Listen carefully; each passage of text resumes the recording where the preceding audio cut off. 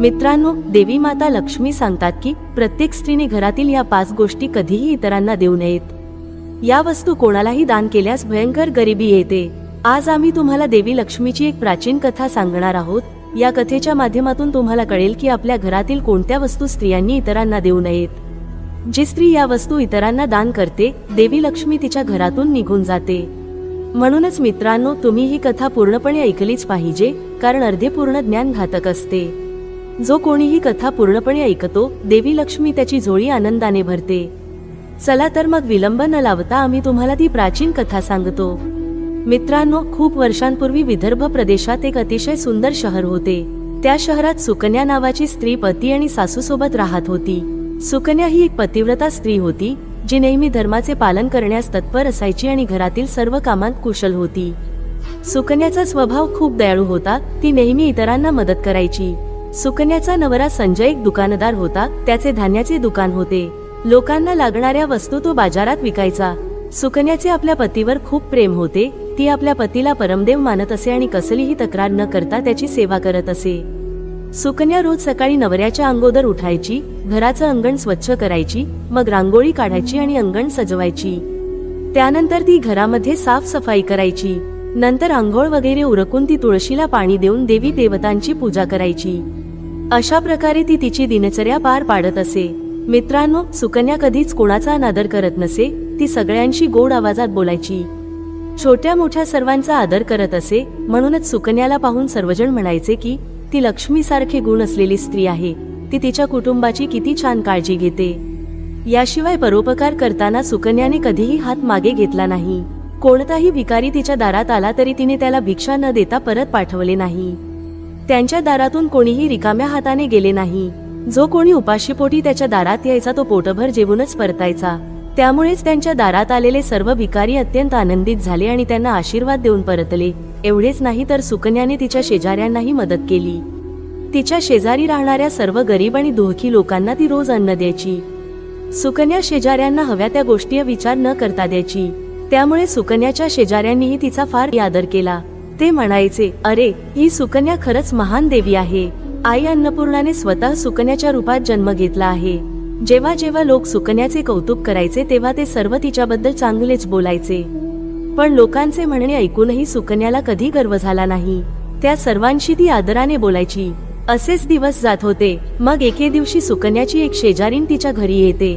तेव्हा सुकन्या तिचे स्वागत करते आणि तिला प्रेमाने सांगते, ये ताई, आमच्या घरी तुमचं स्वागत आहे। आज तू माझ्या घरी कसे येणे केलेस? तुला काही हवे असेल तर मला सांग बरं, मी तुला नक्कीच मदत करेन। सुकन्या शेजारीण म्हणते, हे सुकन्या बहीण, आज माझ्या घरी अनेक नातेवाईक आले आहेत। मी त्यांच्यासाठी जेवण बनवत आहे। म्हणूनच मी तुमच्याकडे पोळ्या बनवायचे तवा, बेलन आणि कोळपाट मागायला आले आहे। काही वेळासाठी मला बेलन आणि तवा दिल्यास खूप मोठा उपकार होईल। माझं काम पूर्ण झाल्यावर मी ते तुम्हाला परत करीन। सुकन्या म्हणते, अहो ताई, यात काय मोठी गोष्ट आहे? सध्या मला कोळपाट बेलनाची गरज नाही। म्हणूनच तुम्ही माझे कोळपाट बेलन आणि तवा घेऊन जाऊ शकता। थांबा, मी आताच तुमच्यासाठी आणते। मग सुकन्या स्वयंपाकघरात जाते आणि स्वयंपाकघरातून बेलन आणि कोळपाट आणते आणि त्या शेजारणीला देते। तेव्हा शेजारीण म्हणते, ताई, तुमचे खूप खूप उपकार आहेत। आज तुम्ही माझे काम केले। माझ्या पाहुण्यांना जेवण दिल्यावर मी तुमचा कोळपाट लवकरच परत करीन। तेव्हा सुकन्या म्हणते, हो ताई, काळजी करण्याची गरज नाही। तुमचे काम पूर्ण झाल्यावर तुम्ही ते मला परत करा। मग शेजारीण सुकन्याचे कोळपाट बेलन आणि तवा घेऊन ती निघून जाते। काही वेळाने दुसरी बाई सुकन्याच्या घरी येते। तेव्हा सुकन्या तिचेही प्रेमाने स्वागत करते आणि विचारते, या ताई साहेब, आज अचानक कस येणे केल? या सांगा, आज कस काय माझ्याकडे येण केल? अजिबात संकोच करू नका आणि मला सांगा, तुमचे काही माझ्याकडे काही काम आहे का? तेव्हा ती स्त्री म्हणते, अहो ताई, माझ्या घरात खूपच कचरा झाला आहे। तसेच माझ्या मुलाने आजच सकाळी माझा झाडू मोडला आहे आणि आता माझ्याकडे माझे घर स्वच्छ करण्यासाठी काहीही नाही। म्हणूनच मी तुमच्याकडे झाडू मागायला आले आहे। तुम्हाला काही अडचण नसेल तर कृपया मला तुमचा झाडू द्या। मी माझे घर स्वच्छ करून झाडू तुम्हाला परत करीन। सुकन्या विचार न करता म्हणते, अहो ताई साहेब, तो फक्त झाडूच आहे, त्यात काय अडचण असू शकते? तुम्ही थांबा, मी आता तुम्हाला माझ्या घरचा झाडू आणून देते। असे म्हणत सुकन्या घरात जाते आणि झाडू आणते आणि त्या महिलेला देते।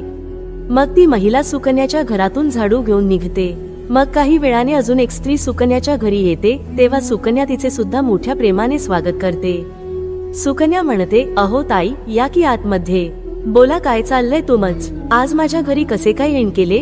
बर असू द्या, तुम्हाला जर काही हवे असेल तर ते तुम्ही मन मोकळेपणाने सांगा, मी तुम्हाला मदत करण्याचा नक्कीच प्रयत्न करेन.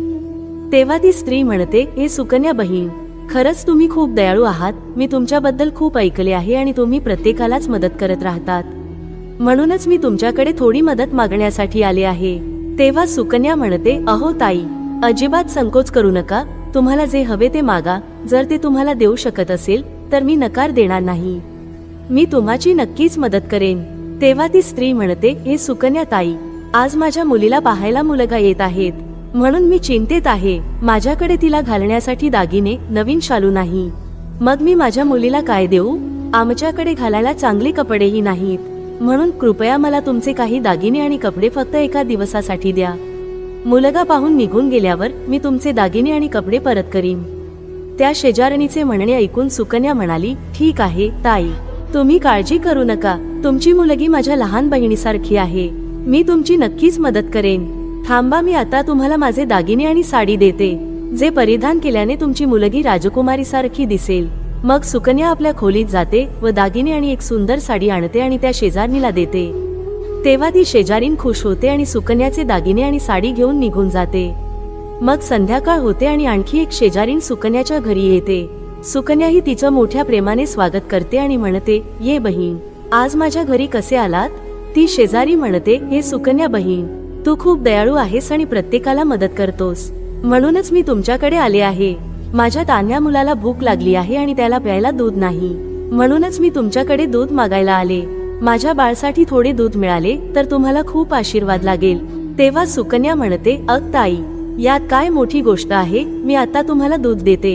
आणि मग सुकन्या स्वयंपाकघरात जाते आणि थोडे दूध आणते आणि त्या शेजारीण स्त्रीला देते. आणि मग ती शेजारीण सुद्धा आनंदाने दूध घेऊन जाते. मित्रांनो, अशा प्रकारे सुकन्या तिच्या सर्व शेजाऱ्यांना मदत करते आणि आनंदाने स्वतःच्या घरची कामे करू लागते. मग रात्र पडताच तिचा नवरा घरी परतला. मग सुकन्या आपल्या पतीला नमस्कार करते आणि त्याची चांगली सेवा करते. आपल्या पतीला जेवू घालते आणि नंतर स्वतःही जेवण करते. मग रात्री पती पत्नी दोघेही सुखाने झोपतात. मग दुसऱ्या दिवशी जेव्हा ते उठतात तेव्हा त्यांना एक वाईट बातमी ऐकायला मिळते. एक माणूस धावत धावत सुकन्याच्या घरी येतो आणि सुकन्याच्या पतीला म्हणतो, भाऊ, काल रात्री तुमचे दुकान कोणीतरी लुटले. उठा, चला लवकर, खूप मोठी चोरी झालेली आहे. आपल्या दुकानामधील सर्व सामान गायब आहे. त्याच वेळी सुकन्याचा नवरा अचानक घाबरतो आणि त्याच्या दुकानाकडे धाव घेतो आणि पाहतो की कोणीतरी त्याचा सर्व माल लुटला आहे. त्याच्या दुकानात ठेवलेले सर्व पैसेही चोरीला गेल्याचे त्याला दिसते. तो दुःखी आणि निराश होऊन घरी परततो आणि सुकन्याला सर्व काही सांगतो. हे ऐकून सुकन्या खूप दुःखी झाली. सुकन्या म्हणाली, अहो, काळजी करू नका. आपल्या घरात मी खूप पैसे ठेवले आहेत, ज्यातून तुम्ही पुन्हा व्यवसाय सुरू करू शकता. मग सुकन्या तिच्या घराच्या तिजोरीत पाहते तर काय तेही पूर्णपणे रिकामी दिसते. त्यातील सर्व सामान आता चोरीला गेले होते. हे पाहून सुकन्या खूप दुःखी होते. हे कसे घडले हे त्यांना समजत नाही. तेव्हा सुकन्याचा नवरा तिच्यावर खूप चिडतो आणि विचारतो, सुकन्या, खर सांग, आपल्या घरात ठेवलेले सर्व पैसे कुठे गेले? ते अचानक कसे गायब झाले? ते सुद्धा चोरीला गेले की काय? सुकन्या म्हणते, अहो स्वामी, मी तर घरीच होते आणि सर्व पैसे तिजोरीतच होते. ते कोणी चोरले ते मला माहित नाही आणि कसे गायब झाले तेही मला काहीच माहित नाही. मित्रांनो, तेव्हा दुखी मनाने रागात येऊन सुकन्याचा नवरा म्हणतो, सुकन्या, तू नेहमीच इतर लोकांना आपल्या घरी बोलावून त्यांना जेवू घालतेस, अनोळखी व्यक्तींना घरी बोलवतेस, याचाच हा परिणाम आहे. त्याचपैकी एकाने आपल्या घरातून सर्व पैसे चोरले आहेत आणि ते तुला कळल सुद्धा नाही. रागाच्या भरात सुकन्याचा नवरा तिला शिवीगाळ करतो. सुकन्याची सासूही तिला खूप शिव्या देते आणि म्हणते, या शेजाऱ्यांना घरातील वस्तू देणारी तूच आहेस. तू कधीही विचार न करता कोणालाही मदत करत असतेस. त्यातील कोणीतरी सर्व पैसे चोरले आहेत. घरातील सर्वजण सुकन्याला वाईट बोलू लागतात. तेव्हा सुकन्या आपल्या पतीचे सांत्वन करून म्हणते, हे स्वामी, मी माझे काही दागिने आपल्या शेजारणीला दिले आहेत. मी तिच्याकडील दागिने घेऊन परत येते. मग सुकन्या त्या गरीब शेजारणीच्या घरी जाते आणि पाहते तर काय की त्याच्या घरीच कोणी नाही. ती महिलाही घर सोडून सुकन्याचे दागिने घेऊन पळून गेलेली असते. मित्रांनो, मग सुकन्या निराश होऊन आपल्या घरी परतते आणि ती तिच्या पतीला सर्व काही सांगते. सुकन्याचे बोलणे ऐकून तिचा नवरा चिडला आणि सुकन्याला शिवीगाळ करू लागला. सुकन्याचा नवरा म्हणतो, हे सुकन्या, तू खूपच मूर्ख आहेस. तुझ्यामुळे आम्ही आमची सर्व संपत्ती आणि वैभव गमावले आहे.